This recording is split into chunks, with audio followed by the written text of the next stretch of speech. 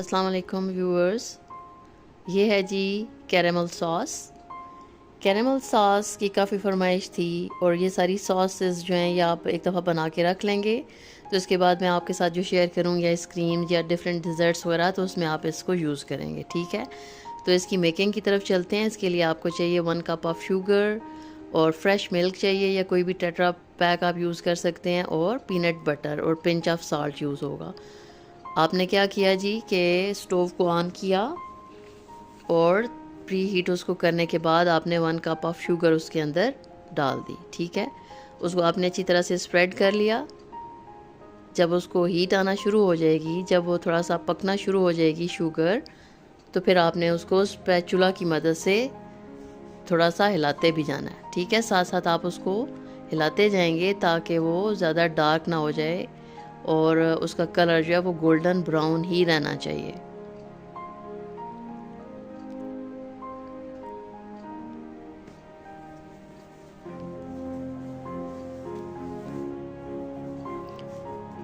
आपको बनाना एक दफ़ा चीज़ों को आप जब रख लेते हैं ना, सेव हो जाती हैं, रेफ्रिजरेट आप उन्हें कर लेते हैं, और फिर जब ज़रूरत पड़ती है तो आप जब कोई चीज़ मीठा वगैरह बनाते हैं, आइसक्रीम्स बनाते हैं, तो आपको फिर उसके लिए कम टाइम में ना आप उसको बना सकते हैं, क्योंकि ऑलरेडी आपकी चीज़ें प्रिपेयर्ड होती हैं। तो बाज़ार से आप लें तो वो भी आप ले सकते हैं, लेकिन जब आप ख़ुद बनाते हैं एक चीज़ को तो फिर आप उसको ज़्यादा इंजॉय कर रहे होते हैं उस चीज़ को, कि मैंने ख़ुद बनाया। एक बंदे को खुशी महसूस हो रही होती है कि ये चीज़ मैंने ख़ुद घर पे बनाई हुई है। तो अब ये देखें, ये मेल्ट होना शुरू हो गई है, इसको गोल्डन सा कलर आना शुरू हो गया है।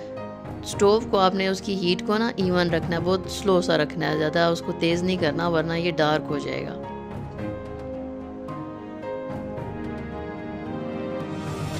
इसका कलर गोल्डन ही रहना चाहिए। अगर आप फील करें कि ज़्यादा थोड़ा डार्क हो रहा है तो आप स्टोव को ऑफ़ भी करके दोबारा से आप उसको लगा सकते हैं। अब ये देखें, ये मेल्ट होना शुरू हो गई जब, तो आपने इसके अंदर फ्रेश मिल्क जो है वो आपने डाल दिया और आपने इसको मिक्स करना शुरू कर देना है। आप बेशक इसको ऑफ़ कर लेंगे, स्टोव को आप ऑफ़ करना चाहें ऑफ़ कर लें, उसको मिक्स अप कर लें। जब मिक्स हो जाए उसके बाद दोबारा से उसको ऑन कर लें, कोई इशू नहीं है। अब ये देखें, सारा डिज़ोल्व हो गया, मिक्स हो गया और ड्राई हो गया जो मिल्क आपने डाला था। अब आपने क्या किया, जो मेरे पास पड़ा हुआ था ये, क्योंकि पीनट बटर, तो उसके अंदर मैंने उसको ऐड किया, तो इसका बहुत ही एक खूबसूरत सा अरोमा आ गया और बहुत ही खूबसूरत सा एक टेक्सचर आ गया उसका। तो इसको मैंने ना आइसक्रीम में जब यूज़ किया, वनीला प्रालीन में, तो बहुत ही इवन आप इसको कुल्फ़ आइसक्रीम में भी यूज़ कर सकते हैं, तो बहुत ही अच्छा उसका टेस्ट आ जाता है, इन्हेंस हो जाता है उसका टेस्ट। तो अब आपने पीनट बटर को ऐड किया, उसको मिक्स किया आपने, और इसको आपने थोड़ा सा थिक कर लेना है। जब ये थिक होना शुरू हो जाएगा तो बस फिर आपने क्या किया, उसको आपने ठंडा करके और एक जार में पैक करके रख लेना है, और जब ज़रूरत पड़ेगी आप उसको देखें कितना खूबसूरत इसका गोल्डन कलर आया है। आपने इसको बनाना भी है और शेयर भी करना है रेसिपी को अपने फ्रेंड्स के साथ, और मेरे चैनल को सब्सक्राइब कर लें। Thank you so much for watching.